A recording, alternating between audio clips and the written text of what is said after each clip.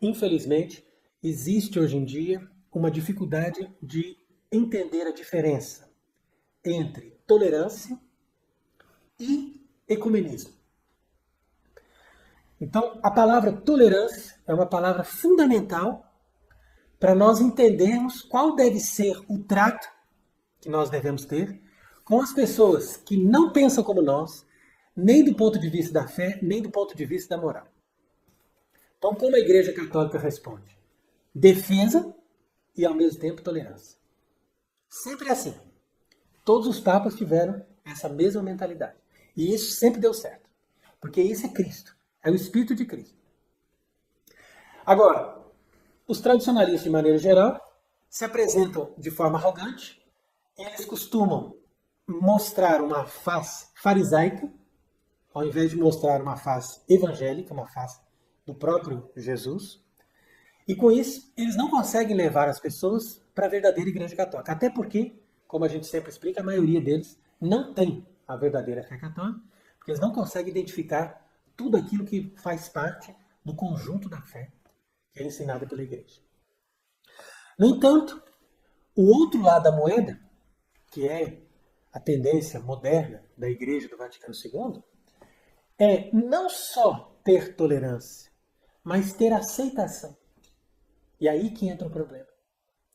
É onde você diz, por exemplo, como dizia Francisco, que se apresentou ali durante 12 anos como Papa, dizendo o seguinte: olha, quem sou eu para julgar se uma pessoa é homossexual?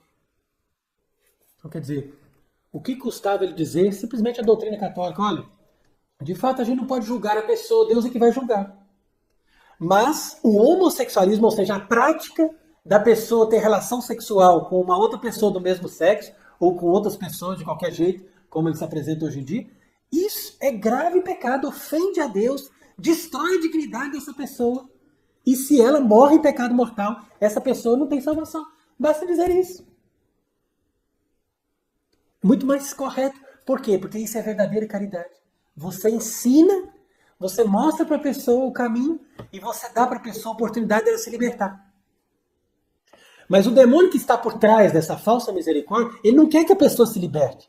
Ele quer que a pessoa fique presa no pecado, fique presa no mal, na mentira, e com isso vá para o inferno.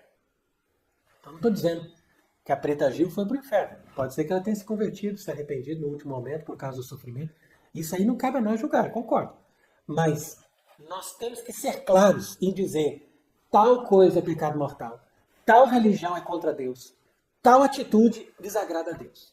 E se a pessoa morre nesse estado, na impenitência final, ela não tem como se salvar. Basta isso. Não estou sendo desrespeitoso, não estou acusando a pessoa, simplesmente estou manifestando a verdade da fé católica. E tampouco compensa chegar e dizer, da forma como disse agora Leão XIV, né? Não, porque nós não podemos idolatrar a natureza, etc., né? Querendo dar aí uma pequena corrigida nas atitudes que Francisco fez em relação a Pachamama, mas ao mesmo tempo não condena as falsas religiões. Pelo contrário, fez aí um pronunciamento na semana passada, dizendo que todos os cristãos têm que se unir, têm que formar uma única religião. Inclusive ele diz: porque o que nos desune é menor do que o que nos une. Então quer dizer que continua nesse mesmo projeto, que é justamente o ecumenismo. E o ecumenismo é o quê? É a relativização da fé. Como muitas pessoas que agora estão dizendo por aí, que a Igreja Católica deve guardar somente a essência. Então isso era o plano dos liberais, dos modernistas, desde o começo do século XIX, que eles já diziam exatamente isso. Que a Igreja Católica tem que guardar somente a essência. A essência é o quê? Falar de Jesus Cristo, falar do bem, falar da bondade, falar do amor, falar da paz. Mas não entrar nos dogmas, não entrar em coisas que desunem, ou que causam polêmica, ou que fazem divisão na humanidade.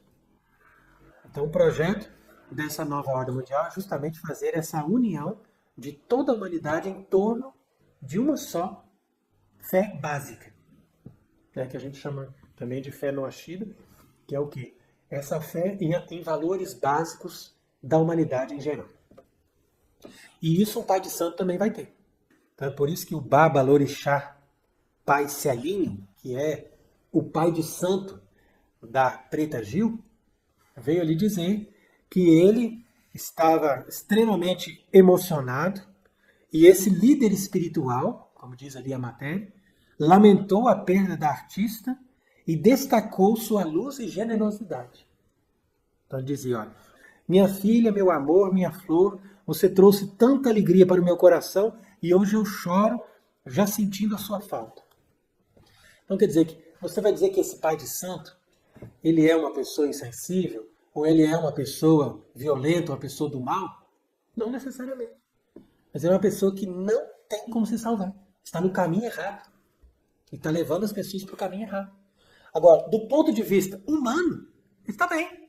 Olha, uma pessoa sensível, uma pessoa querida, uma pessoa amigável. Mas não é isso a religião que Cristo vem ensinar. Cristo não vem na Terra para ensinar essas coisas. Porque essas coisas humanas e que condizem com a amizade natural ou com a vida natural dos homens, isso até os pagãos sabem fazer. Isso está bem claro no Evangelho. Então, é por isso que a gente tem que se preocupar com a situação do Brasil especificamente, porque o Brasil agora está marcado por esse projeto, que é não só o comunismo, mas também deixar as pessoas nos vícios e nas falsas religiões. E quando nós falamos de falsas religiões, nós devemos também colocar ali todas essas religiões que se dizem evangélicas, que na verdade não passam também de uma forma de judaísmo. E é por isso que agora tem saído aí várias notícias de que está crescendo o judaísmo.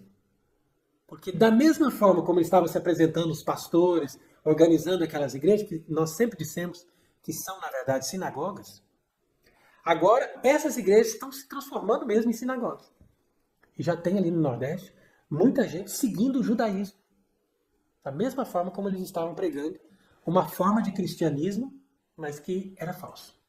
Porque toda forma de ecumenismo leva necessariamente à dissipação da verdadeira fé cristã.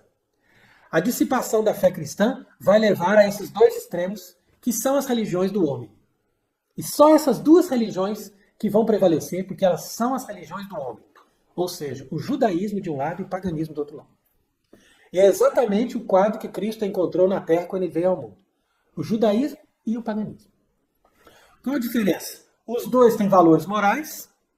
No entanto, o judaísmo é uma religião de elite, que vai colocar uma moral mais elevada e vai prometer para as pessoas uma vida boa na Terra e uma herança no céu. Ou pelo menos um descanso perfeito depois da morte. Enquanto que o paganismo vai sugerir toda sorte de prazeres e de aproveitamento máximo dessa vida nos deleites e vai sugerir para a pessoa a proteção dos deuses, como fazem também as pessoas que invocam os orixás, para que essas pessoas depois tenham a felicidade plena. Então, é aqui que nós temos que prestar atenção como que a nossa sociedade ela está avançando rápido nesse projeto e no decorrer de uma geração muita coisa mudou. Porque a geração do Gilberto Gil não é a mesma geração da Preta Gil. Inclusive, eu achei interessante, quando nós lemos sobre a vida dela, que quando o pai quis registrá-la no cartório, ele diz, não, o nome vai ser Preta. E a pessoa do cartório falou, não, mas eu não posso colocar só o nome Preta. Tem que colocar também, se você quiser, você pode pôr esse nome. Mas eu sou obrigado a colocar um nome católico junto. Imagina. Então quer dizer que isso, há uma geração atrás, ainda era assim. Então quer dizer que ficou Preta Maria. Então quer dizer, a pessoa depois deixou de lado Maria, que poderia ter sido o gancho de salvação, né? Porque lá no cartório a pessoa já quis garantir, olha, tem que ter um vínculo com Deus, tem que ter um vínculo com a verdadeira religião. Por quê? Porque esse cartório que registrou ali, na época, há menos de 50 anos atrás, a Preta Gil, ainda estava com a mentalidade de uma civilização cristã. Quer dizer que você tem que registrar um nome que tenha vínculo com a religião católica. Isso é impressionante. E isso nós perdemos. Por isso que ela também já não se apresentava como Preta Maria, que seria muito melhor para ela. E que daria para ela, com certeza, um vínculo com Nossa Senhora, um vínculo com a verdadeira Mãe de Deus, que poderia também, através dali, dar um caminho de salvação.